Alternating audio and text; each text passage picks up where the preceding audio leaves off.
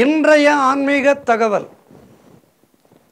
இந்த சிவத்திருத்தலங்கள் நம்முடைய தமிழ்நாட்டிலே, இந்தியா பாரதம் முழுவதுமே சிவ வழிபாடு என்பது மிக முக்கியமானது. குறிப்பாக நம்முடைய தமிழகம் என்பது சிவ வழிபாட்டுக்கு பெயர் பெற்ற தலம். 63 நாயன்மார்கள் எல்லோருமே தமிழர்கள். அதேபோல் அகத்திய மகரிஷி, அகத்தியர் சிவபெருமானை அம்மையப்பனாக பெற்றவர். தமிழகத்திலே பொதிகை மலை சாரலிலே தவம் இயற்றியவர். இப்படி தமிழ்நாட்டுக்கு எத்தனையோ சிறப்புகள் இருக்கின்றது. அந்த வகையிலே மற்றும் ஒரு சிறப்பு நம்முடைய ராமேஸ்வரம் புண்ணிய தீர்த்தம். ராமேஸ்வரம் என்பது சாதாரணமான ஒரு தலம் அன்று. மூர்த்தி, தீர்த்தம், தலம் எல்லாமே சிறப்பு பெற்றது இந்த ராமேஸ்வரம். இங்கு மூர்த்தியாக சிவபெருமானும், தலமாக அதாவது சேதுஸ்தலம் என்கின்ற பெயரும், ராமேஸ்வரம் அக்னி தீர்த்தமாக கடலும், ஒன்றை மிஞ்சிய ஒன்று சிறப்பாக இங்கே அமைந்திருப்பது சிவனுடைய பெருங்கருணை என்று தான் சொல்ல வேண்டும். இந்தியாவிலே அமைந்திருக்கின்ற ஜோதிலிங்க தலங்கள் சோம்நாத் குஜராத், மல்லிகார்ஜுனம் ஆந்திரா, திரியம்பகம் நாசிக்கு அருகிலே இருக்கின்ற மகாகாலம், ஓங்காரம் உஜ்ஜயினி, பீமசங்கரம் பூனாவுக்கு அருகிலே, குஸ்ரேஸ்வரம் எல்லோராவுக்கு அருகிலே, நாகநாதம் நாகேசம், வைத்தியநாதம் பீகார் பாட்னா சந்திப்பிலே இருக்கின்றது, கேதாரேஸ்வரம் ஹிமாலயத்திலே இருக்கின்றது, விஸ்வேஸ்வரம் கராச்சியிலே இருக்கின்றது, தென்கோடியிலே ராமேஸ்வரம் இருக்கின்றது. தென்கோடி திருத்தலமாக விளங்குவது ராமேஸ்வரம். பாரதம் என்பது ஆன்மீகத்தால் ஒன்று கட்டப்பட்டது. அதனால்தான் பாரதத்தை எத்தனையோ நினைத்தும் ஆங்கிலேயர்களால் பிரிக்க முடியவில்லை. ஏனென்றால் நம்முடைய பாரதத்தினுடைய அடிநாதம் என்பது ஆன்மீகம். காசிக்கு செல்பவர்கள் ராமேஸ்வரத்துக்கு வருவார்கள். ராமேஸ்வரத்துக்கு வருபவர்கள் காஷ்மீரம் சென்று வைஷ்ணவி தேவியை தரிசிப்பார்கள். இப்படி ஆன்மீகத்தினாலே நம்முடைய பாரத தேசமானது பின்னி பிணைந்துள்ளது. காசிக்கு செல்ல வேண்டும் என்றால் ராமேஸ்வரம் வந்துவிட்டு அங்கு தனுஷ்கோடியிலே பூஜை செய்துவிட்டு காசிக்கு செல்ல வேண்டும். பிறகு காசியிலே வணங்கிவிட்டு மீண்டும் ராமேஸ்வரத்துக்கு வந்து பயணத்தை நிறைவு செய்ய வேண்டும். ராமேஸ்வரத்திலே ராமபிரான் சிவபெருமானை வணங்கியதாக ஐதீகம் இருக்கின்றது, அடையாளங்கள் இருக்கின்றது.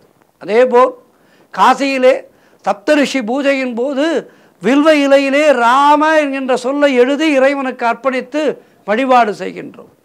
இன்றைக்கும் காசியிலே இருந்து ராமேஸ்வரத்துக்கு கங்கை நீர் எடுத்து வந்து ராமேஸ்வரத்திலிருந்து காசிக்கு கோடி தீர்த்தம் கொண்டு செல்வது வழக்கமாக இருக்கின்றது. சிவபெருமானை மகாவிஷ்ணு அவதாரமான ராமனே வணங்கிய தலம் ராமேஸ்வரம்.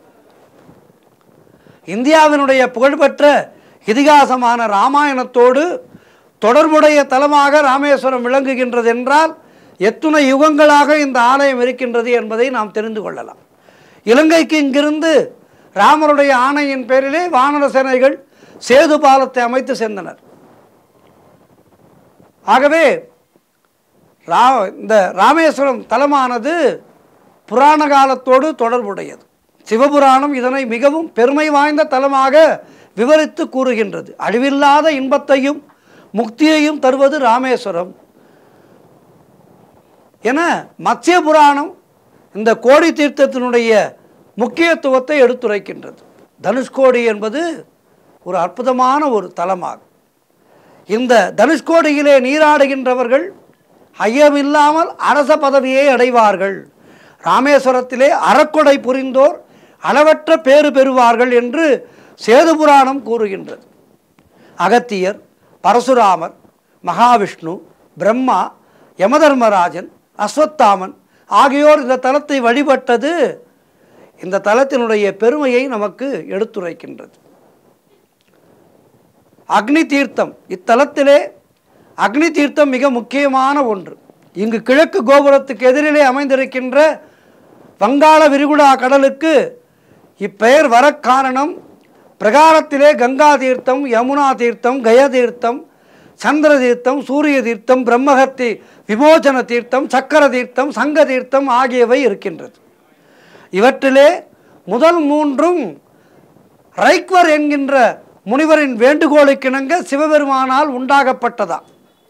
இந்தியாவிலே இருக்கின்ற இந்து ஆலயங்களிலே வடக்கே பத்ரிநாத்தும், கிழக்கே பூரி ஜெகநாதர், மேற்கே துவாரகம், தெற்கே ராமநாதம் அதாவது ராமேஸ்வரம் ஆகியவை மிக முக்கியமான நம்மை ஒன்று சேர்க்கின்ற தலங்களாகும்.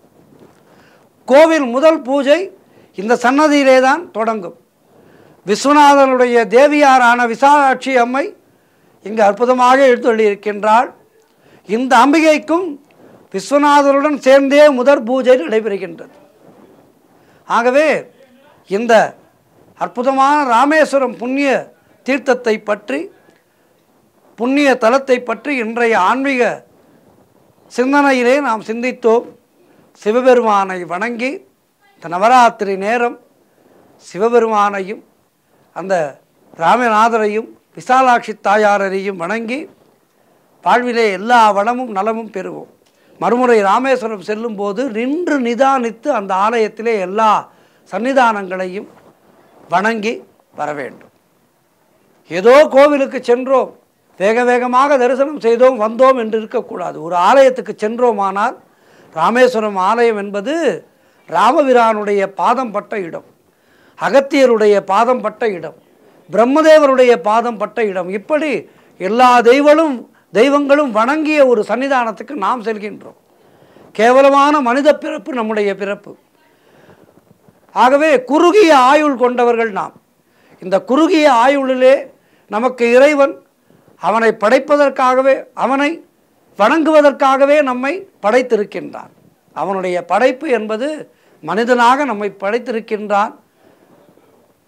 இந்த மனித பிறப்பிலே அவனை வணங்கி அவன் தாள் சேர வேண்டும்.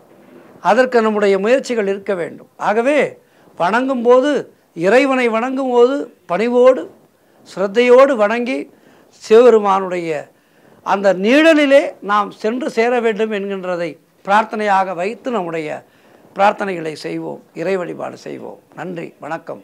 சர்வம் கிருஷ்ணார்ப்பணம். சிவாய நமக.